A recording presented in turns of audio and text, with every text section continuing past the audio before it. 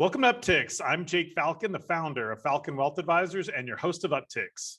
Today is episode 157, Retiring in Your 50s.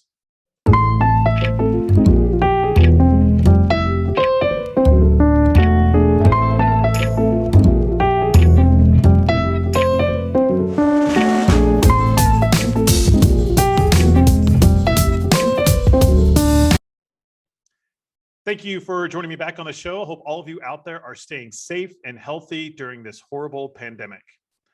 For today's topic, I wanted to talk about retiring in your 50s. And doesn't that sound like a very young age?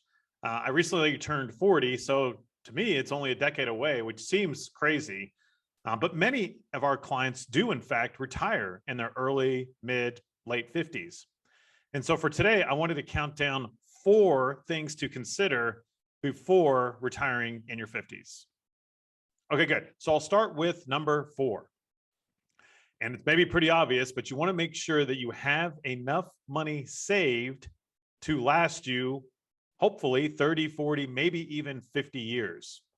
So for our clients that are retiring in their 50s, their nest egg has accumulated and is quite a bit larger, maybe than somebody retiring in their 70s, or it needs to be at least, because they have a longer retirement span for that money to last. So the idea is you're born into this world, you don't save much, maybe invest in knowledge, in student loans or getting education, you pay that back. And then in your 20s and 30s and 40s, you really ramp up your nest egg. And then if you retire in your 50s, you're spending that money, you're not really saving anything. So again, you want to make sure that your financial plan has it budgeted in, that your nest egg is enough to generate a return to live off that money without running out of it, right? So that's very important in there. So that's number 4, and maybe that's pretty obvious. The number 3 thing to consider would be liquidity, or maybe more importantly, accessibility. Okay, and so if you're watching this or listening to this, you may or may not be familiar with many of the IRS rules, but the IRS states to be able to access, typically speaking, a retirement account, you need to be the age of 59 and a half. So if you retire and you're 57, 55, 52, 42, whatever, the IRS says you can't really access that Roth IRA or IRA that you may have. And in some instances, maybe your 401k. So what are you to do? Well, option 1 would be, if you're listening to this and you're in your 30s or 40s, is to build up a nest egg outside of retirement so that you could pull from money until you're 59 and a half. That's a great scenario that we see with many of our clients. So they may have a traditional brokerage account or a trust account, or savings account, whatever you want to call it, of after-tax money or taxed as you go money that they access to bridge that gap between retirement and turning age 59 and a half. There's also an IRS rule called the 72T, and that's just the code for it, which states that you can take equal periodic payments from an IRA or 401k until you turn 59 and a half. So let's say you're 50 years old and the IRS says you can pull 30,000 out a year every year until you're 59 and a half, and you'll avoid any extra penalties. So that's one option. We do a lot of those, or we've done a lot of those in the past. Again, you don't get to pick that dollar amount. And a quick side note, if you do pull from a retirement account and you are younger than 59 and a half, it typically comes with a 10% tax penalty. So that's what I'm talking about. We want to avoid that. And there's also another little known rule that if you're actually 55, and it's the year you turn 55, if you're 55 years of age or older and you leave your money in your 401k when you leave your employer, you can actually access that money without being 59 and a half. So again, it's pretty complex. So, to simplify it, put a bunch of money in savings or brokerage account. Certainly we'd want you to invest it, grow that money so they can bridge that gap until turn 59 and a half. You could look at doing a 72T. Again, I would encourage you to work with a tax accountant as well as a wealth advisor on crunching those numbers, because again, there's a formula that you have to follow. And if you don't follow the formula correctly, you could get penalized. And then simply, if you're 55 years of age or older, or the year you're going to turn 55, as long as you leave that money in the 401k, you can access that penalty-free as well. So there's a lot of options regarding liquidity or accessibility. It's just rules you need to be aware of, because you got to be very careful, because if you do something wrong, right, if you access your money incorrectly, or you roll over your money in your 401k and you should have left it, it could literally cost you thousands of dollars. So you want to be careful with that. And again, I'm a chartered retirement planning counselor. My business partner, Corey, is a chartered retirement planning counselor. And Scott, our other advisor, is a certified financial planner. So we're versed on these topics and we're able to assist you in making good decisions. Okay, good. So that's tip number 3 here, right? So first, make sure you've got enough money. 3, make sure you've got, or I guess 4, make sure you've got enough money. 3, make sure you know how to access it. Okay, before I go into tip number 2, which again is very important, I want to give a quick plug here. I don't know which side of the screen it goes on, but please, if you're listening or watching this, go ahead and mash that subscribe button. You can join literally hundreds of other subscribers to Falcon Wealth Advisors Collective on YouTube. And that's the best way to make sure you're not going to miss another episode, right? So please hit that subscribe button. Make sure that you're getting updates when we do release new videos. We're kicking out content every single week for you.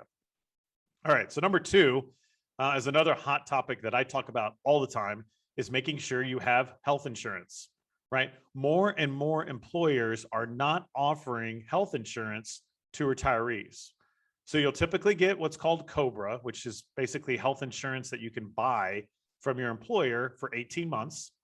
But then after that, you're on your own in many circumstances. And so what we recommend is going and seeing a qualified health insurance agent or broker so that they can give you advice and help you shop, the open market. Now, again, this is a transactional deal. They're not necessarily going to be a fiduciary for you, but that's okay because we're just using them for a transaction. They're typically going to take all the information you have, pre-existing conditions, any prescriptions you're on, and they're going to go out there and help you shop the open market. To me, it pays to use a broker for this because they're going to be much more versed even than I am on the health insurance market, and certainly probably you. And so it's a good idea to go out there and shop, but you can buy it out there in the open marketplace. There's a variety of different plans and opportunities out there, but you want to make sure you've got a plan for that. Most importantly, before you retire in your 50s. Right? Because some people don't want to pay $1,000 or $1,500 a month for health insurance, and it literally could be that much. And so you got to either have that budgeted in your financial plan. So back to tip number 4 there, or figure out some other arrangement. Maybe you're going to go work part-time, or maybe you just work a few more years because you don't want to pay that. Whatever it is, you want to have an idea of that. So you want to see that health insurance agent before you pull that trigger and retire in your 50s. So you've got some sort of plan set up there. Okay, it's very important. Again, Falcon Wealth Advisors, we work with a ton of professionals, so we can certainly point you in the right direction. Compliance does not like me to officially endorse anybody, so I'm not endorsing the third party. They're just people that I know in town that I trust. Again, I'm not endorsing them. Compliance doesn't like me to do that. So, okay, good. So that's tip number 2. So number 4, make sure you've got enough money saved up. Number 3, make sure you've got a way to access said money. And number 2, make sure you've got your health insurance covered. Now, before I go into the number 1 tip, another quick teaser. Thank you again so much for tuning into our content. I'm out there on 4 social media platforms. I'm on Facebook, Instagram, Twitter, and LinkedIn. And my company, Falcon Wealth Advisors, is on the same 4 platforms.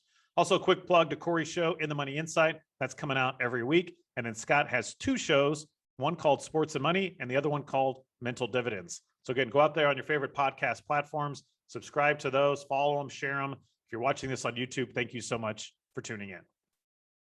Okay, so for the number 1 tip here of retiring in your 50s is make sure you understand what your new purpose is going to be. It does you no good, you or your spouse no good, if you're miserable at your job, you want to retire, you're 54 years old, you're 57, whatever that may be. But then if you retire and you expect rainbows and sunshine and the world to just magically open up, it doesn't always work out that way. There's some things that you need to consider.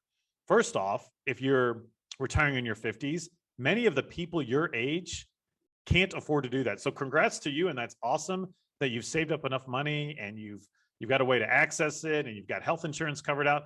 But remember, if you want to go play golf with your best friends, many of them are probably still working. So during the day, you're not going to have much social interaction unless you go up to a higher peer group, right? Maybe people in their 60s or 70s, or maybe you're spending time with your grandkids, which is awesome. Or maybe it's just you and your spouse and you're both retired. Again, you want to think about those things and figure it out. And then the days of sitting on your front porch on the rocking chair and drinking coffee all day or reading the newspaper, The retirees today are not doing that. They're energetic, they're volunteering, they're working another job, they're consulting, they're traveling, hopefully when it's safe. So just, again, I'm not suggesting that you have all that mapped out to a T, but you want to think about, you want to take a step back and say, you know what, for the last 20 or 30 years, I've been going to work 40 or 50 hours a week, and I haven't taken the time to do X. And literally make a list, right? Write it all down, get it all out there on paper and think about it before you retire. So maybe I want to eat healthier. Maybe I want to exercise. Maybe I want to restore an old car, right? Maybe I want to volunteer at the library, whatever it is, right? Maybe I want to open another business, right? Maybe I do want to go work. Maybe I want to go work at a golf course or be a bartender or whatever, right? Write all that stuff out and think about it and share it with your spouse or share it with a peer and say, hey, these are things I want to go do. What do you think? Right? Maybe get a little bit of feedback there, or certainly share it with me. I love talking about these things with our clients. And I'll give you kind of my 2 cents. I literally work with hundreds of people that are retired or planning for retirement. So I talk about this stuff every day. So again, but I just want you to focus on what is my purpose and what is my next chapter, the page in the book, whatever you want to refer to it as. What am I going to go do? Because I'm certainly, hopefully young and healthy and have energy. So what does that look like? What is it? Instead of going and doing ABC, what is XYZ? And again, I know you're not going to have it all mapped out. That's okay. But you want to just understand, what are you going to wake up for every day? And what is going to be your new purpose and your new drive? And what are you going to be passionate about and focus on? Right? Because I don't want you waking up, sleeping in, eating unhealthy, not exercising, watching TV. You're just, typically that's a road to, not such a great retirement, right? I'd much rather you be happy, enjoying what you're doing and moving on to bigger and better things that you've always wanted to do. Maybe you're getting to do that. And I want to inspire you and the rest of our clients to do that. Okay. So again, quick recap of the 4 things to do. Number 4, make sure you've got enough money. Easy way to do that is work with Falcon Wealth Advisors. We'll put it in a financial plan and we will show you a 30, 40, 50 year projection. We'll show you what your nest egg is going to look like and how much money you can pull from it and what that's going to look like 30, 40, 50 years from now. Very important. Number 3, make sure you have a way to access that money, right? Does you no good if it's locked up in a, again, an account that you can't access to your 59.5 and you have no other way to get to it or no other strategy. You want to make sure you've got a strategy in place to access your nest egg. Number 2, make sure you've got health insurance lined up, right? Very important. Medicare does not start until you're 65. So if you're 55, you've got a decade to plan for health insurance. It's okay. I have clients doing it today. You just want to make sure you've got that in the plan. And then number 1, understand what your new purpose is going to be. I know you're not going to have all the answers. No one can predict the future, but you want to make sure you understand, what am I going to wake up? What is going to be my drive? What am I going to go do? Sounds simple, doesn't it? It's not always that way. Again, I'm a chartered retirement planning counselor. I'm the founder and CEO of Falcon Wealth Advisors right here in Kansas City. If you're not working with an advisor or you're not happy with your advisor, please feel free to reach out to me. That is about all the time that I do have for you today. Quick book review. I finally finished Loon Shots. Awesome book. I do recommend it. I'm going to put it on the library in my office. So again, once we open up fully, we do have a sharing library where you can just literally come grab a book or bring a book for other people. But I'm going to put it on the library because I think it's really good. It talks about how innovation spurs change, literally global change, and how you need to have a separation of people that just work the system and the creative minds, because if the two try to do each other's job or don't do it efficiently, bad things can happen. So it's really, really fascinating book. The author did a great job. I do recommend it. It's called Loon Shops. Took me a while to read it, but it's a really good book and worth the time. Thank you again for tuning in. I hope all of you out there are staying safe and healthy, and I hope you have a great week.